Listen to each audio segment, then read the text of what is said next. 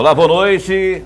Como vai? Vai bem? Está no ar pela TV Pantanal, canal 22, uma emissora do Grupo Gazeta de Comunicação. Programa Opinião, segunda-feira. Cá estamos nós em tempos de carnaval, mas nós estamos aqui com o nosso bloco chamado Trabalho. Lorenberg até queria, deu aqui uma insistência para ir, mas a gente falou, não, Lorenberg, a gente tem que trabalhar.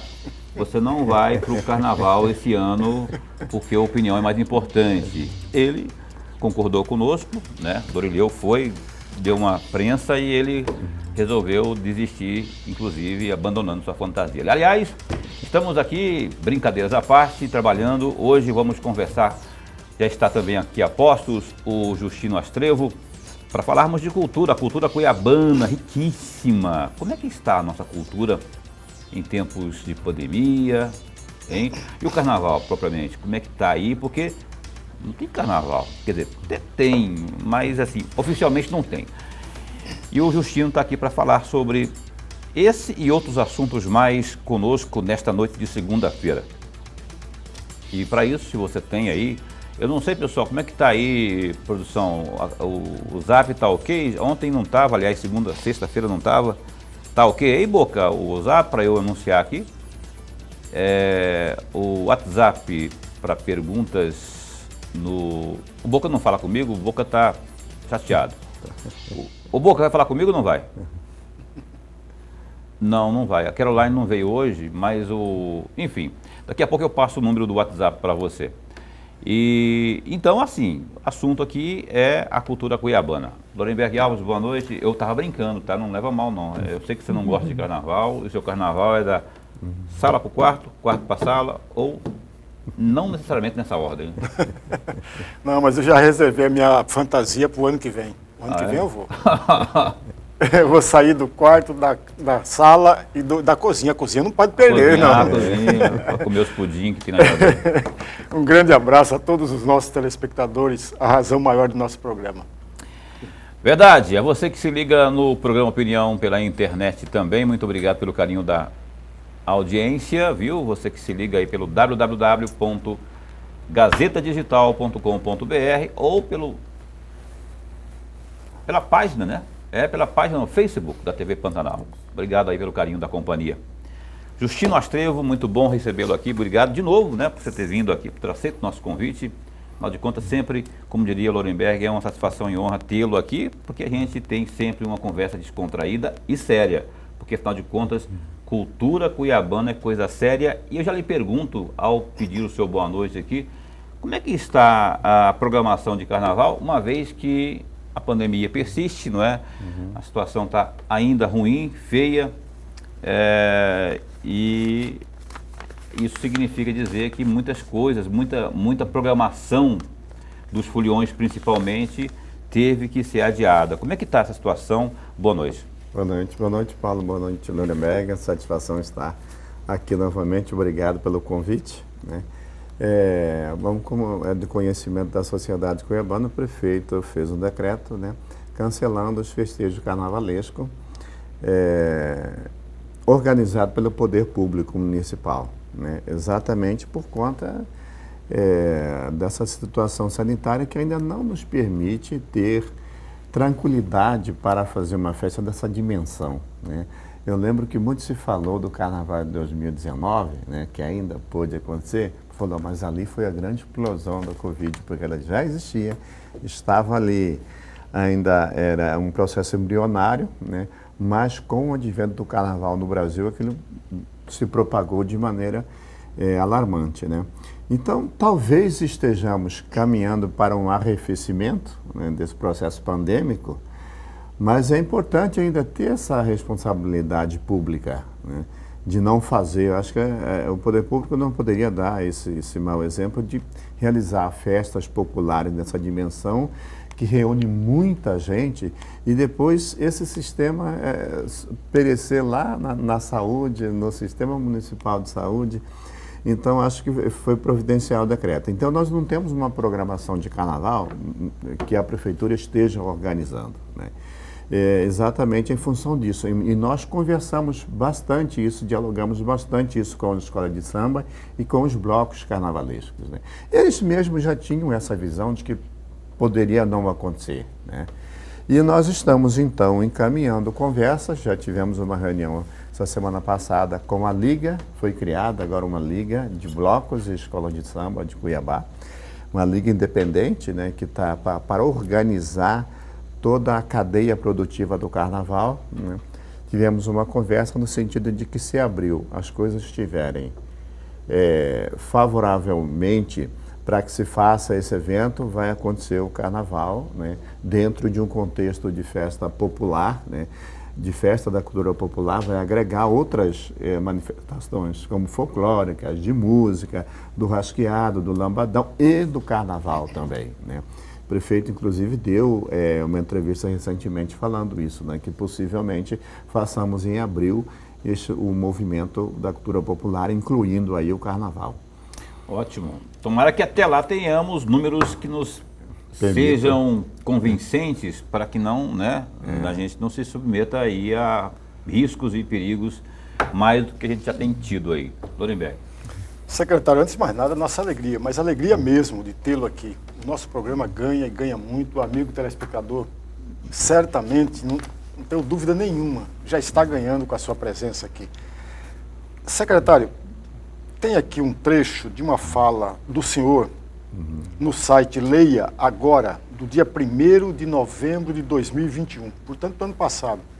Entre aspas, Cuiabá recebeu 3,9 milhões em 2020 para empregarmos no setor cultural, através de editais. E assim foi feito.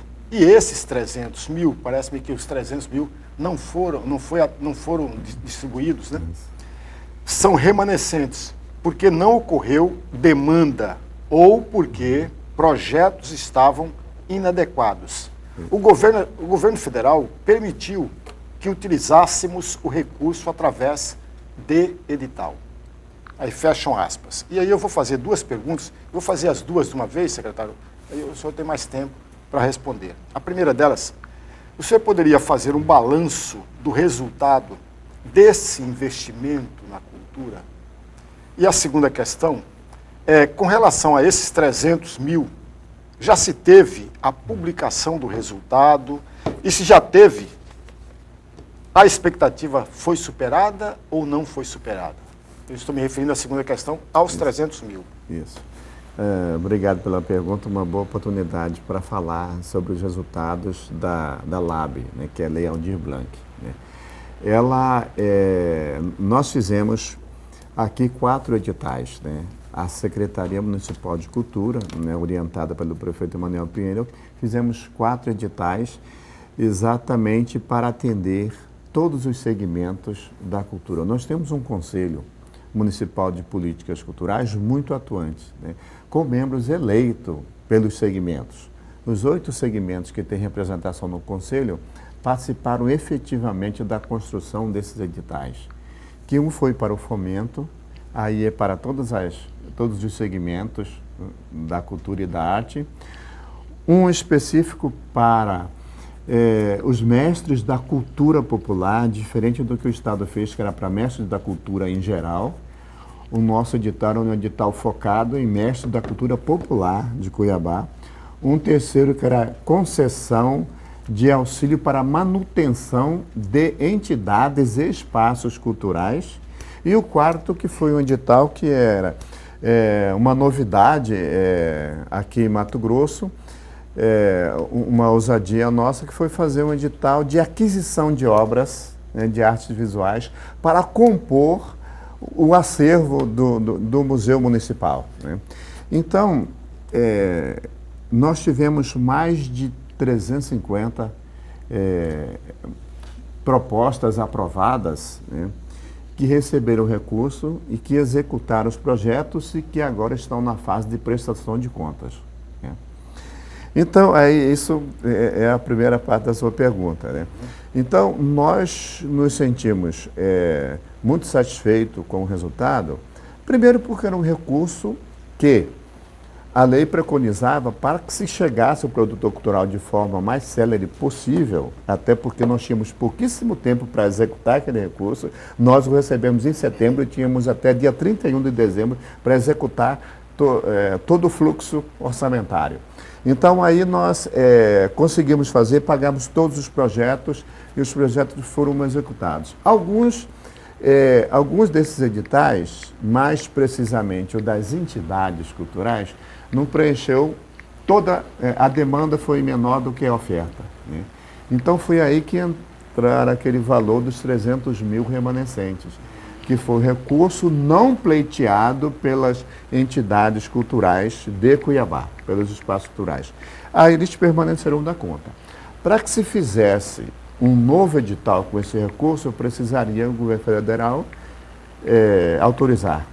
E ele autorizou novamente aos 45 do segundo tempo para que se fizesse edital. Fizemos um outro edital, aí um edital cujo nome é Festival Rebuliço. Então foram 5 editais. Esse somado com o remanescente, 5 editais. Então, Festival Rebuliço, que consistia em distribuir recursos para que as pessoas ou fizessem a sua atividade de maneira remota, né, online, ou presencial. Fizemos esses editais, esse edital do Festival Rebuliço. Nós tivemos 75 propostas aprovadas, né? Nós tivemos pouco mais de 90 propostas inscritas e 75 aprovadas, porque o único fator de desaprovação era que quem já tinha sido contemplado na primeira fase não poderia ser contemplado nessa segunda. E muitos se inscreveram, vai que dá certo, né? Vai que cola. E aí esses não puderam ser contemplados.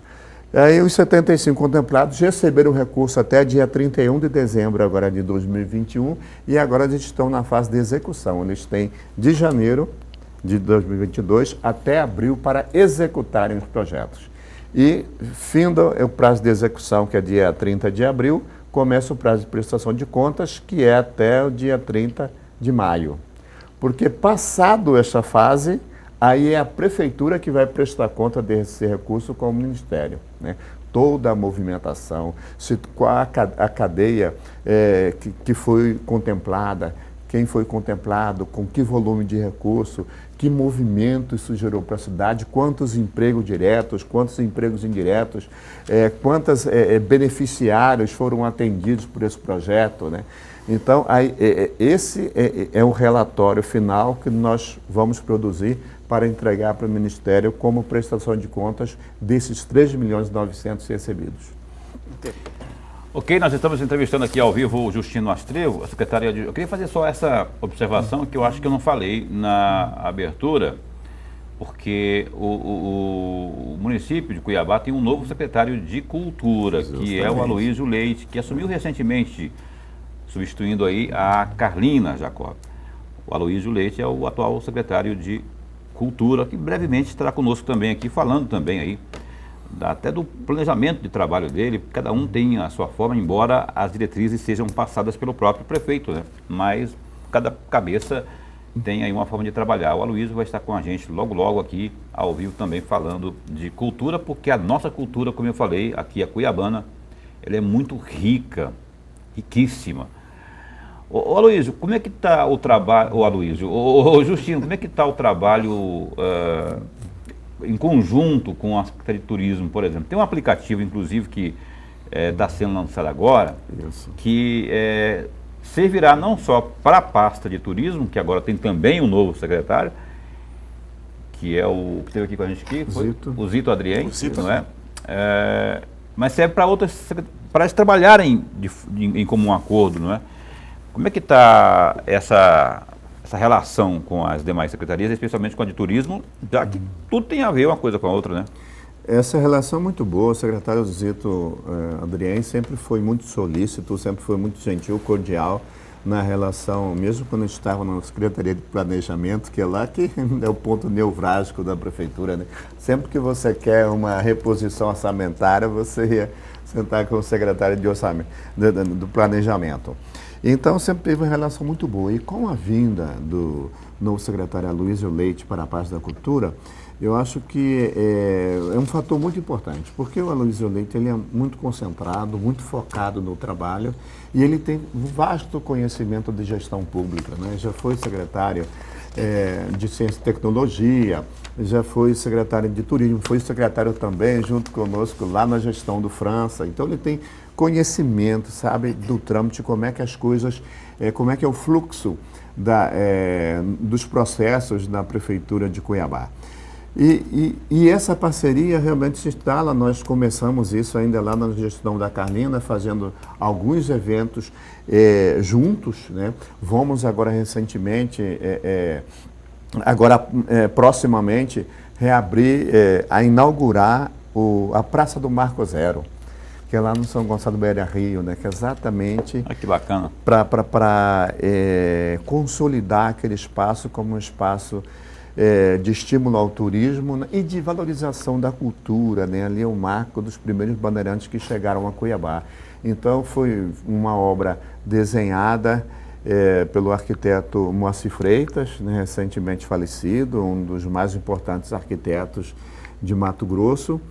Ele é uma obra gigantesca de mais de 17 metros, que está lá montada, que são 3 batelões, né, que significam a navegação vinda para Cuiabá, que possibilitou o descobrimento, e também uma praça, que é onde que fica no entorno do marco desse monumento, que é o Monumento das Monções, que é a Praça do Marco Zero, que leva o nome do seu Candi, Emanuel Cândido da Silva, que é um artesão de São Gonçalo, que nasceu, viveu e faleceu no São Gonçalo Beira Rio, luthier de vela de coxo, cururueiro, pescador, ceramista, alguém que fez uma história muito importante lá, que é também uma obra em parceria com o turismo, porque as coisas vão...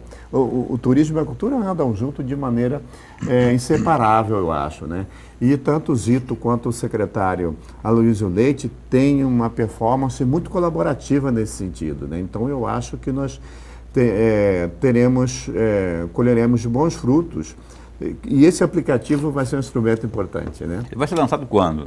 Vai ser lançado proximamente agora, eu acredito que no aniversário de Cuiabá lança o aplicativo, porque ele vai fornecer informações importantíssimas para quem está chegando em Cuiabá, para quem quer conhecer Cuiabá, para quem quer se movimentar em Cuiabá, para quem quer saber aonde que eu vou quero comer um peixe aqui em Cuiabá, onde é que eu posso ir, qual a região que me apresenta maiores opções, os pontos turísticos da cidade. Então é algo que faltava, né, na gestão pública. É esse que vai ter o QR Code? Porque o Zito falou do QR Code aqui também, né? Exatamente.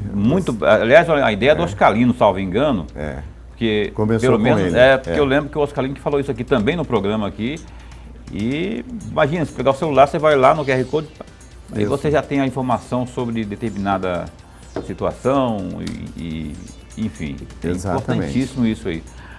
Bom, a gente está aqui ao vivo com o Justino, a gente vai para o intervalo comercial, o primeiro intervalo comercial desta noite, e volta já, é um instante só aqui com o programa Opinião. Pois bem, cá estamos de volta ao vivo com o Opinião, programa que vai ao ar de segunda a sexta-feira, das 7h30 às 8h30 da noite. Hoje a gente entrevista, na segunda-feira, na semana de Carnaval, o Justino Astrevo, que é o secretário adjunto de Cultura aqui da nossa capital.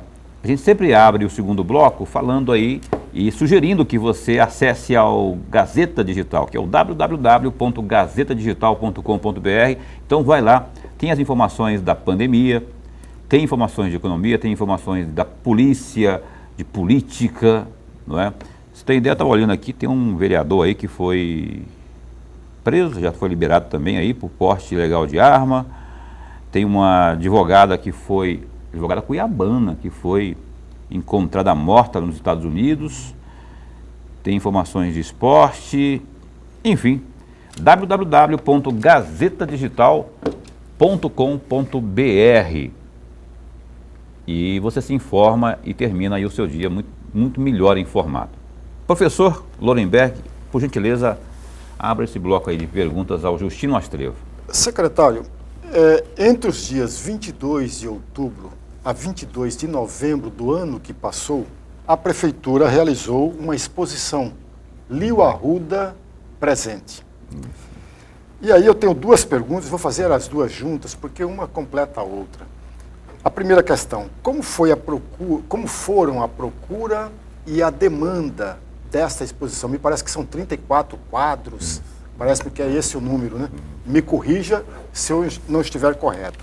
E a segunda questão, quase 22 anos, se não me falha a memória, quase 22 anos passados da morte do Lio Arruda. Muitas pessoas que nasceram nesse período nunca ouviram falar do Lio Arruda. E muitas pessoas nesse período de fora passaram a morar em Cuiabá, inclusive do interior. Aí a minha pergunta, secretário, é uma provocação mesmo, para o senhor é da área e tal, é uma provocação mesmo.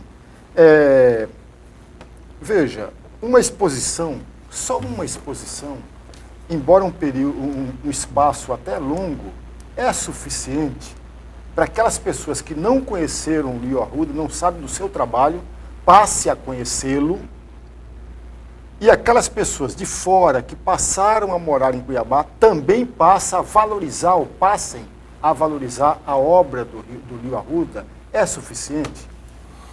Não, uma exposição só não é, né? Certamente o tamanho da história do Lio Arruda, né?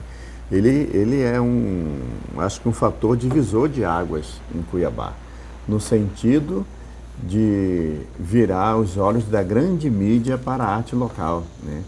Até então, eu também já era ator, né, nessa oportunidade, junto com diversos outros aqui em Cuiabá. Nós tínhamos uma atuação, né, e que nós não tínhamos sequer caderno de cultura nos jornais, né? Nós íamos lá, dava uma entrevista longa, saía lá um pedacinho na coluna policial, na economia e tal, não tinha. E com a força do movimento cultural, você vai... Quando a sociedade se movimenta, os órgãos também se movimentam, né? Para dar respostas. Então, aí foi criado o Ilustrado do Diário de Cuiabá, o Caderno de Cultura do Jornal Estado do Mato Grosso, da Gazeta também. E o Lio Arruda fazia, juntamente com o Grupo Gambiarra, é muito importante citar, porque o Lio Arruda não surgiu sozinho nesse contexto, né? O Grupo Gambiarra é um grupo de teatro de rua, que tinha junto o Ivan Belém, que é mestre em cultura, Meire Pinheira, Claudete Jaldi, Vacton, o Augusto Prócoro, o Vital, que hoje faz a Comadre Pitu. Então, um grupo grande de pessoas que trabalhavam fazendo teatro de rua. Aí um empresário, né, viu o Lio Arruda fazendo aqueles espetáculos na rua, teve um site e o chamou para a televisão. A partir daí começou a construir uma história de popularidade aqui em Cuiabá, que foi que fez a grande mídia virar o foco para a arte local e ele, enfim, conseguir sobreviver da arte que ele escolheu para se manifestar, né? E então, a partir daí, ele e o Ivan Belém lotavam os teatros, então, e ele construiu uma história muito significativa, né? Porque abriu as portas para que o consumidor local consumisse a arte local. E não somente os artistas que vinham do Rio de São Paulo, Curitiba, tal. Nada contra consumir, porque eu acho que tem que ver os espetáculos mesmo. Mas consumir também a arte produzida aqui em Cuiabá, que era muito bacana. Então o Lio Arruda tem esse legado fenomenal. A exposição foi lembrada porque foi no mês do falecimento dele, né? Para manter viva essa memória também, e porque o artista plástico Regis Gomes pintou essas 34 telas de cada personagem diferente do Lio Arruda, exatamente para homenageá-lo, para deixar o registro para a história, mas isso é dentro de um conjunto de ações, né, para marcar, para celebrar a passagem do Lio Arruda, e esse processo histórico importante na arte, né? Hoje nós temos, né, aqui o Totó Bodega, a Pitu, o Chodito, Penélope, né, não posso esquecer, são todos meus amigos. Tem bastante gente fazendo humor graças àquela abertura inicial que o Lio Arruda e o Ivan Belém conseguiram no mercado, né, no mercado de entretenimento de Cuiabá. Então, outras ações virão exatamente com esse objetivo de que os que chegaram depois conheçam o trabalho do Lio Arruda, para pessoas que se interessam em estudar, porque a gente produz pouco registro da nossa cultura, né, da nossa arte. O que o Lorenberg perguntou, eu até sugeriria, dentro da minha rasa experiência, ou pelo menos raso entendimento quanto à questão cultural, mas assim, que tivéssemos um planejamento que ou que fosse algo permanente, tal como já existe ali, por exemplo, ali, o memorial do Dante de Oliveira. Isso. Está um pouco assim, largado, mas teria que ter algo fixo, ou então algo tipo mambembe, algo itinerante, compreende? Por exemplo, eu acho, e aí é a opinião nua e crua minha, que o cuiabano não, da periferia principalmente, não consome tal como poderia consumir a cultura nossa. Se isso, por exemplo, fosse até os bairros, as escolas, por que não? Um planejamento que isso fosse, aí sim, fosse de forma itinerante, ficasse algum tempo por lá, talvez a gente daria mais, conquistaria maior importância das pessoas, especialmente dos incautos, aqueles que não dão muito. E ter um lugar fixo para justamente isso, quando vem um turista, ter aquilo, ter onde visitar, né? Porque se foi alguma coisa que foi por uma semana só, por algum tempo determinado, um turista que vem, aí ele pode não ter, né? E se tiver um lugar fixo, ele vai saber, opa, quem que é o principal nome da cultura cuiabana? Liu Arruda. Aonde que encontra? Tal lugar. O cara vai lá. Então, isso fazia parte do contexto da minha resposta. Outras iniciativas existem, por exemplo, na Lei Aldir Blanc, teve proponente que apresentou o projeto para fazer o documentário sobre a história do Liu Arruda, que é uma obra de audiovisual para deixar registrado, para servir de acervo, para as pessoas quiserem conhecer e entrar em contato com a história do Liu Arruda, né? O festival de teatro que nós queremos promover lá, depois que o secretário Aloysio Leite entrou para a secretaria, com alguns projetos, algumas ideias muito objetivas e factíveis, como o Rasqueado, por exemplo, precisa de uma interferência no bom sentido, obviamente, né? Precisa de uma atuação célere do poder público para você renovar não somente esse público, mas também os compositores, intérpretes,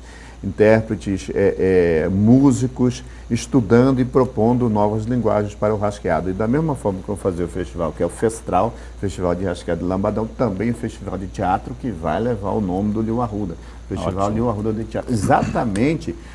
Inclusive, existe um festival de rua em Cuiabá, que é o Tá na Rua, que leva muitas as pessoas montam espetáculos utilizando as personagens do Liu Arruda. O André de Luca também fez por 4 anos consecutivos espetáculos utilizando as personagens do Liu Arruda, exatamente nessa ótica de que tenha várias ações. Nós carecemos realmente de um espaço cultural que tenha a identidade, a imagem e a cara de Cuiabá. Para receber, não é só para o teatro, para o teatro, para a música, para as artes visuais, nós precisamos ter. Nós estamos trabalhando muito forte, isso está agora no nosso programa de governo, e inclusive a criação do Teatro Municipal de Cuiabá. Isso está no papel ainda, né? Isso é embrionário ainda. Isso é embrionário, isso é uma proposta da gente levar para fazer um concurso para que os arquitetos pensem e proponham ideias inovadoras para fazer um teatro que hoje de múltiplo uso, que possa atender a arte contemporânea, a arte tradicional, todas as manifestações artísticas, não ser aquele teatro italiano como é o convencional, né? Exatamente para abrigar as manifestações, né? Isso está no nosso programa para lançarmos esse ano o concurso, né? Estamos numa fase de escolher uma área para você poder fazer a construção desse espaço. E o secretário está muito empenhado nisso, aliás, o prefeito conversou com o secretário nesse sentido, falou, vamos tocar isso para esse ano a gente dar celeridade nesse processo, para ver se até o final da gestão a gente inaugura esse teatro.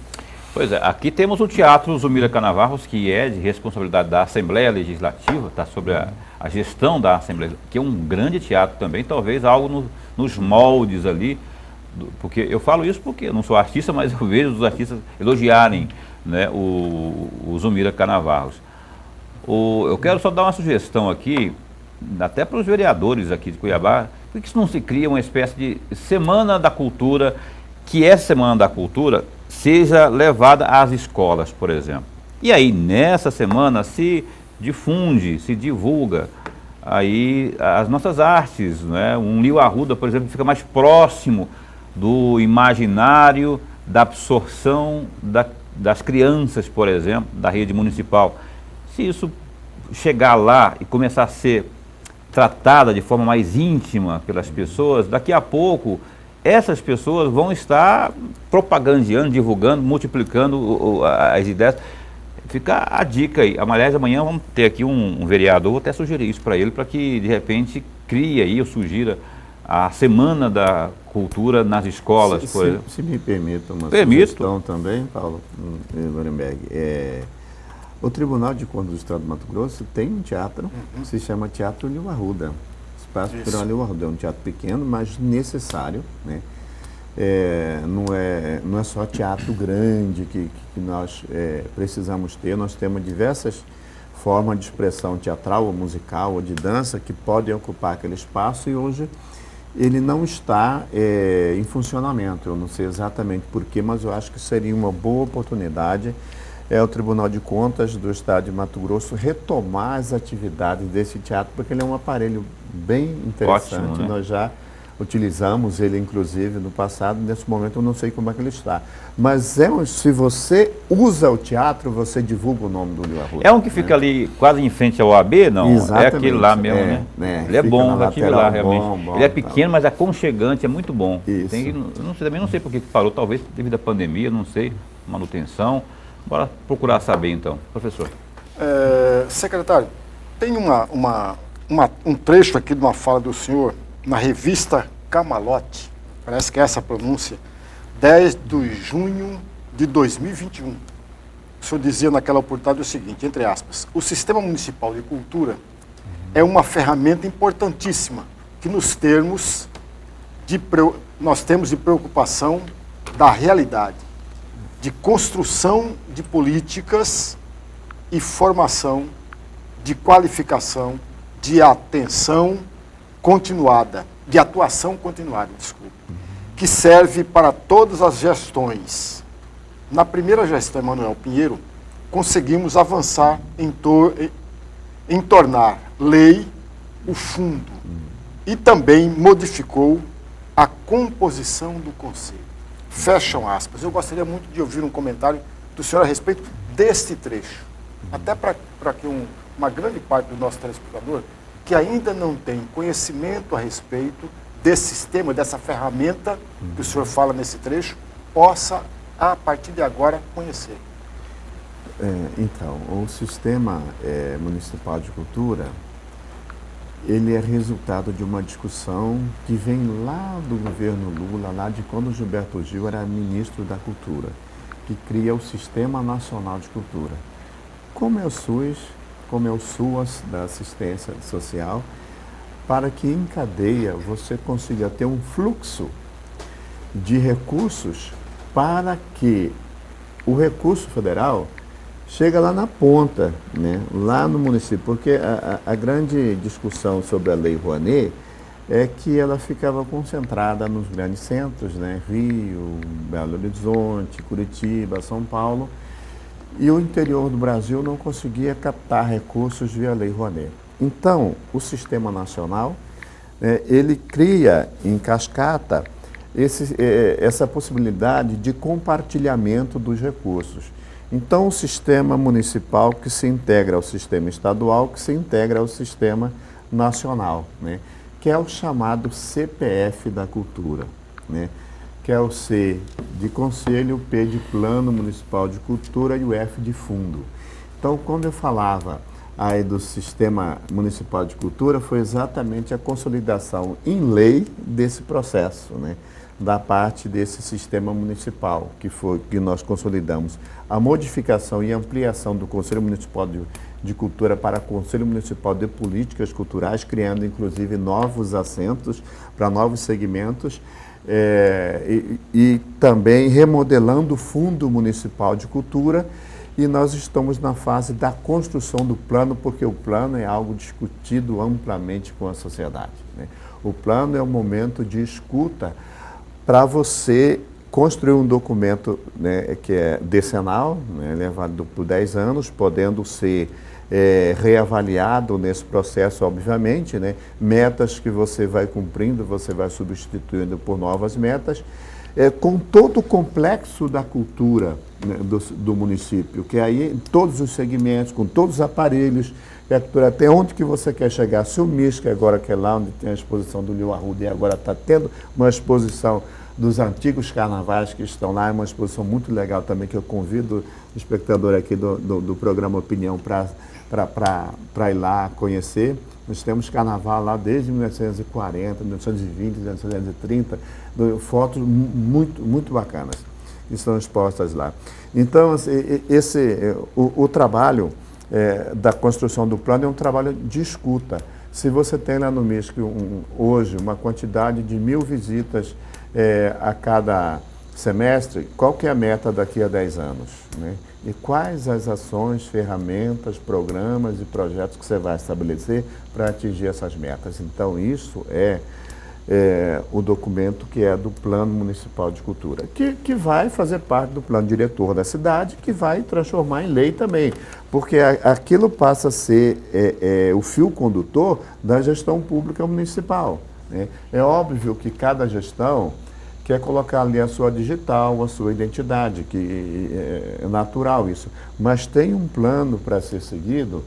Você tem alguns espaços culturais importantes que você deve priorizar para que a comunidade utilize, a comunidade cultural e a comunidade de maneira geral, né? Pois é, eu quero ir para o intervalo comercial, mas a propósito de plano, Justino, o Plano Municipal de Cultura, essa construção, ela se dará em quanto tempo, assim, que a gente poderá dizer, então, está pronto o nosso plano, ou ele já está pronto já? Não, nossa meta é que em 6 meses ele seja, porque ele passa por muitas etapas. Conferências municipais, escutas das comunidades tradicionais, terreiros, dos quilombos, dos grupos tradicionais, passa pela Câmara Municipal de Cuiabá para você fazer algumas reuniões abertas para você ouvir a comunidade. Aí ele fica, quando esse documento estiver já com uma minuta elaborada, ele vai para o site da prefeitura para receber contribuição da sociedade. Então, ele é um processo que você constrói, que a gente pensa que é possível, num prazo de 6 meses, estar votando na Câmara para aprovação e transformação em lei do Plano Municipal de Cultura. Aí o nosso sistema municipal estará integrado definitivamente ao sistema estadual. E é por ter esse sistema municipal funcionando que nós recebemos os recursos da Aldir Blanc.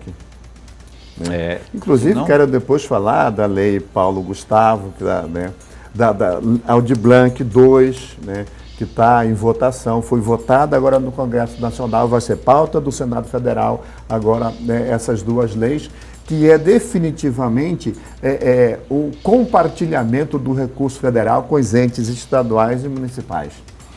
Bom, daqui a pouco a gente aborda esse tema, então, vamos para o intervalo comercial. Estamos conversando aqui com o Justino Astreu, ele acabou de falar aí desse plano, que é muito importante, Plano Municipal de Cultura, que está em construção, sendo feito a miúde, com muito zelo, para que ele possa surtir bons efeitos assim que ele estiver pronto, né, e sendo colocado em prática.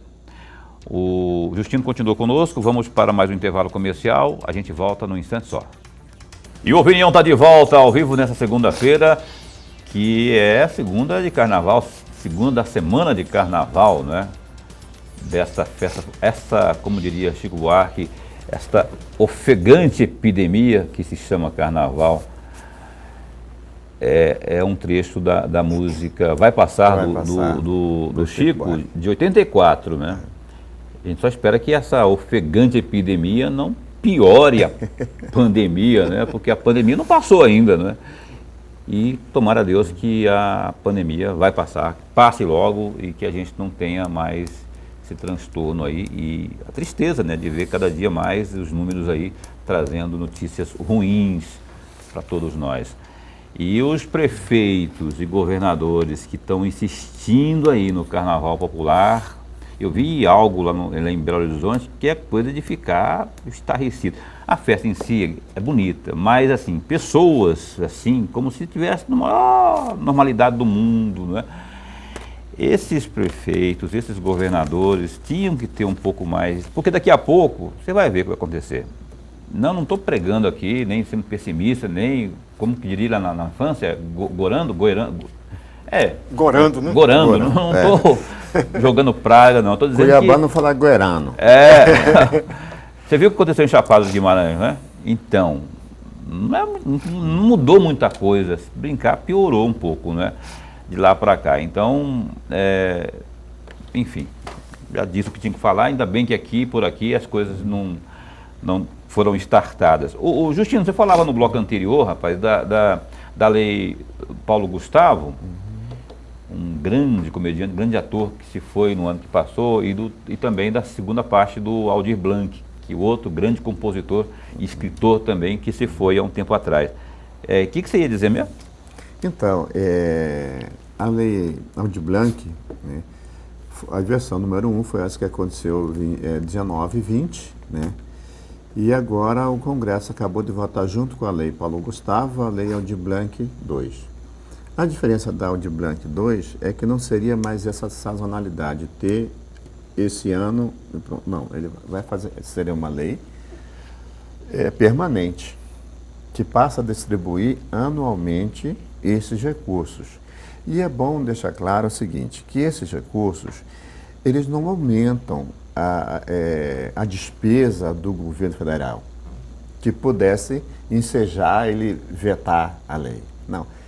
3 bilhões, que é o mesmo valor que foi distribuído no ano de 2020, os mesmos 3 bilhões estão no Fundo Nacional de Cultura, sem que o governo tenha mexido uma palha, sem que o governo tenha usado. Então o recurso já está lá no fundo, sem utilização. Essa lei é de proposição do Congresso Nacional, né? A gente sabe, o Congresso, nem câmaras, nem assembleias, pode criar leis que gerem despesa. Então, é para utilizar um recurso que já está no fundo. Então, esses mesmos 3 bilhões anualmente seriam distribuídos. Não seria mais uma sazonalidade por conta da pandemia. Não precisaríamos ter pandemia para que esse recurso chegasse. Não será mais circunstancial, né? E isso muda a história da cultura, da aplicação, não a história da cultura. Foi um exagero dizer isso. Muda a história da aplicação do recurso na cultura, principalmente lá na ponta, porque todos os municípios do Brasil vão receber, todos, né? E recebe relativamente ao seu FPM, né? A quantidade de habitantes que tem por município. A lei Paulo Gustavo ela é mais direcionada um pouco para o audiovisual, porque utiliza-se de um recurso também de um fundo setorial do audiovisual. Ele é 60% para o audiovisual brasileiro, porque o cinema nacional estagnou no governo do Bolsonaro, porque ele não investiu. Então, esse recurso está lá. 60% para o audiovisual e 40% para todos os outros segmentos. Então, seria uma quantidade de recursos bastante significativa para chegar nos cofres do Estado e nos cofres do município. Para se ter uma ideia, nessa divisão da Lei Aldir Blanc 2, o Estado de Mato Grosso receberá em torno de 65 milhões. Né? O Estado, né? O Estado. A Federação Estadual deve receber a Secretaria de Estado de Cultura em torno de 25 milhões e o restante é distribuído para o município, que também Cuiabá, a cota de Cuiabá seria em torno de 4 milhões. Né? E é um recurso que o município não tem para investir anualmente na produção cultural. Né? Nós temos quase 2 milhões esse ano no Fundo Municipal de Cultura, aí é Fonte 100, Tesouro Municipal, para fazermos editais agora a partir de abril, né, junto ao Conselho, para distribuir esse recurso. Imagina se nós recebemos mais 4 milhões. Né?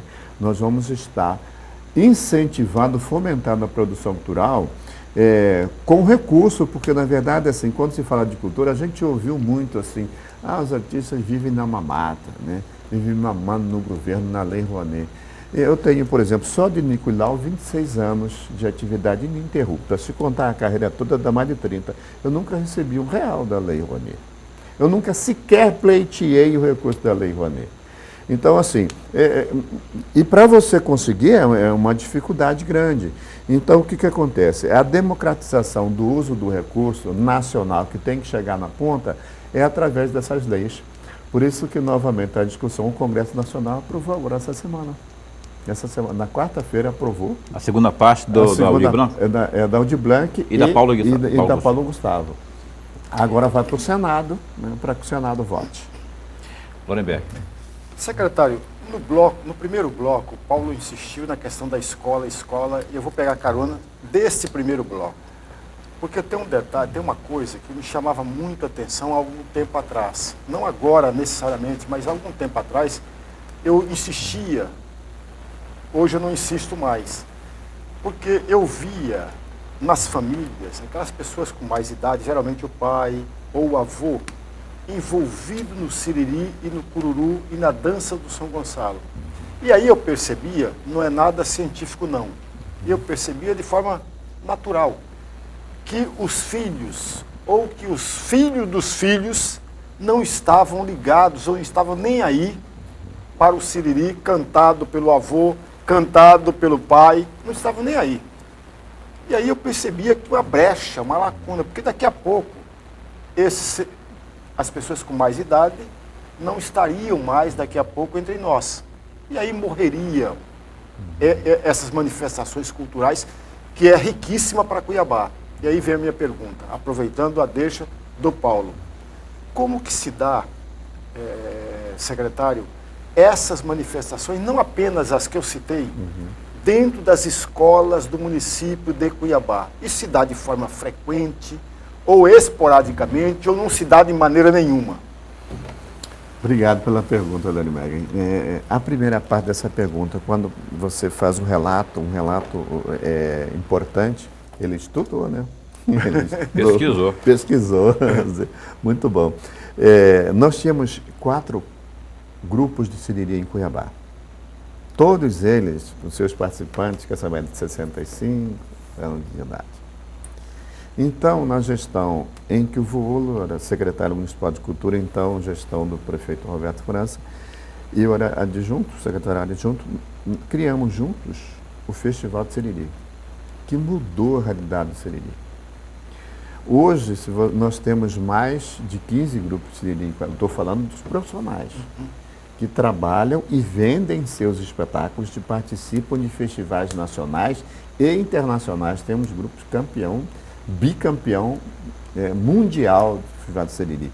E se você for olhar os componentes, todos estão na faixa de 17, 18, 20 anos. Né? Hoje, por exemplo, para dar um exemplo só do Flor Ribeirinha, tem a escola de Siriri lá dentro do território do Flor Ribeirinha, que é o Flor do Amanhã, que tem lá criancinha a partir de 5 anos aprendendo a dançar Siriri. Aí vamos para, estou falando dessa renovação, vamos para o ambiente escolar. Né? Hoje o município tem na cadeira lá de disciplinas aula de cultura local. Né? E nós temos, por exemplo, na rede municipal, um mestre da cultura popular, que é o Thomas, que é formado em música e que vem da tradicional família do siriri e do cururu. Então ele ensina música através da musicalização do siriri, do cururu, através da viola de coxo. Mas ele percorre todas as escolas? Não, ele é um professor e ele trabalha em 2 escolas específicas e ele dá cursos e oficinas nas outras escolas. Hoje, várias escolas municipais têm o seu próprio grupo siriri, porque a escola municipal trabalha ali com o universo até 14 anos. Né? Então nós temos muitas crianças dançando siriri. Isso começou ali no Festival de Siriri no ano de 2002. Né? Para 22, passaram-se 20 anos. Veja que a transformação de uma realidade ela não é rápida. Né? Não é rápida. 2 décadas para você ter essa nova realidade. Se você for na apresentação de qualquer grupo, por exemplo, tem uma comunidade onde eu nasci, Rio dos Couros. Você conhece Sim, o Rio dos Couros? com certeza. Você conhece o Rio dos Couros? Não, eu ouvi falar, eu não conheço não. Você viu falar. Então, lá tem um grupo que é o Flor Serrana.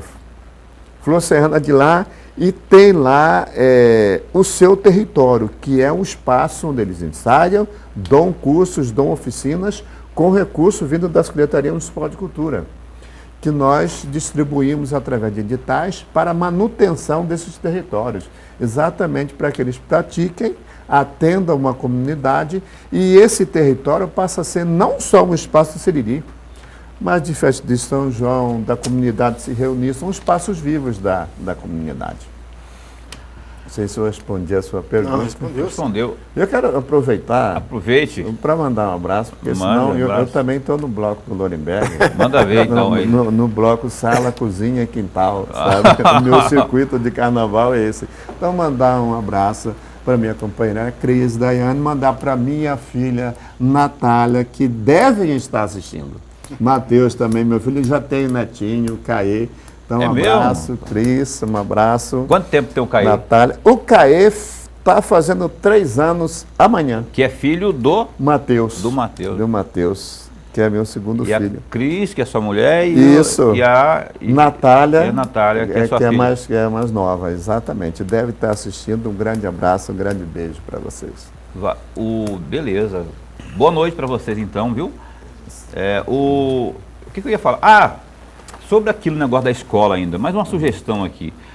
Por que não se usa o espaço escolar, com essas oficinas que você falou aí, Lau, para, nos finais de semana, por exemplo, por que não se, ou o decreto, ou uma lei da Câmara, para usar esses espaços para oficinas, para difundir a nossa cultura, para levar isso, não vai ficar muito caro. Vai dar ocupação para as pessoas, as famílias vão ficar mais vão se interagir mais com a nossa cultura. É uma ideia aí. Não, é uma sugestão brilhante. Na verdade, esse é o espaço escolar. Imagina sábado de manhã, por exemplo, todo mundo, vamos lá, incentivar. Aí tem apresentação, tem os grupos de teatro, que eu sei que todas as escolas têm. Em épocas, em datas específicas, todo mundo se organiza e faz apresentações. Se tiver alguma coisa lá de música e um monte de coisa. E aí sim, isso que o Lorenberg falou é preocupante. Daqui a pouco ninguém mais tem como levar para frente aí o Siriri, porque se houver desinteresse, se continuar o desinteresse aí do filho, ninguém vai mais se interessar daqui. Não é? A gente não espera que isso não ocorra. Eu quero encerrar aqui o programa. Você falou aqui agora há pouco do seu parceiro, né? Que é o Lionier, que é o Nico. Como é que está? Agora a pergunta mais para o artista mesmo, Lau. Como é que está para vocês nessa pandemia? Já começou a voltar ao normal? Porque imagino que os artistas como um todo, daí ao surgimento da Aldir Blanc, estão em polvorosa, porque sumiram as agendas, não tem mais shows, não tem mais apresentação. Vocês estão fazendo shows? Como é que está isso? Então, nós fizemos algumas lives, fizemos 3 lives, graças a Deus, muito bem sucedidas, digo nós, a Nico e Lau, né? Muito bem sucedidas. Depois nós passamos a fazer drive-in, né? Que é uma experiência lá dos anos 60, que as pessoas iam assistir os filmes, né? Dentro dos seus carros, e nós recuperamos essa ideia para fazer os shows, porque era a maneira de ter show presencial, mas com segurança, né? As pessoas iam, as famílias ficavam dentro do seu carro, elas só tinham contato entre si, e nós fizemos também 4 experiências em Cuiabá muito boas, e fizemos várias no interior também do estado muito boa. E estávamos agora programando já retornar o nosso espetáculo presencial, agora no começo de março, mas aí veio novamente essa nova cepa, né? E a gente, com cautela, para fazer com segurança, se tudo caminhar da forma como desejamos, em abril já teremos temporada, porque foi exatamente eu acho, não sei se é a classe mais atingida, mas talvez uma das mais, né? Porque o nosso trabalho, ele vive da aglomeração. Vive do calor humano, né? Do calor do público. Isso, sem a reciprocidade do público ali, o trabalho não acontece, né? Nós passamos a fazer lives, e foi uma coisa importantíssima, né? Mas é uma relação fria. Você sabe que de outro lado tem às vezes 30 mil, 40 mil pessoas assistindo, mas você não tem o contato com elas. Às vezes, 100 pessoas presencialmente, você tem uma resposta, principalmente para quem faz humor interativo, que você dialoga com a plateia, né? Então, todos nós, no Brasil todo, perecemos muito, nós estamos torcendo que muito em breve possamos trazer para o público, né, de forma presencial, nossos espetáculos. Ok, o Opinião está chegando ao final, nós temos que encerrar, rapaz. Eu queria continuar aqui. O nosso entrevistado ia fazer até um show aqui com tapiada e tudo mais, mas não tem horário de rede para cumprir, temos que encerrar, não é? E agradecer aqui ao nosso caríssimo Lau. Você está vendo, é o Lau aí, só que ele está na figura de secretário adjunto, que é o Justino Astrevo. Secretário adjunto de Cultura, muito obrigado por ter vindo aqui, viu, Justino? E esse espaço está sempre a posto para me informar. Mas eu que agradeço aqui esse espaço importante para discutirmos a cultura.